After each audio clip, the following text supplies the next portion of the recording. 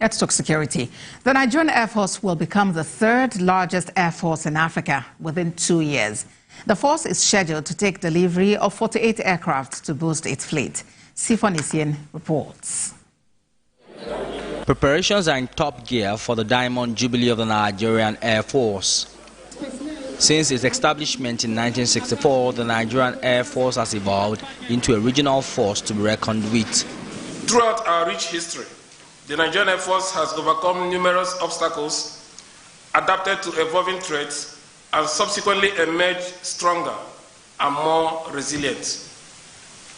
There is no doubt that the service has grown over the years into a formidable and respected force within the African continent and beyond. As part of the anniversary celebration, at least 30 air forces and 10 chiefs of air staff will be attending a forum in Abuja where the Nigerian Air Force will showcase how it has lived up to its constitutional role.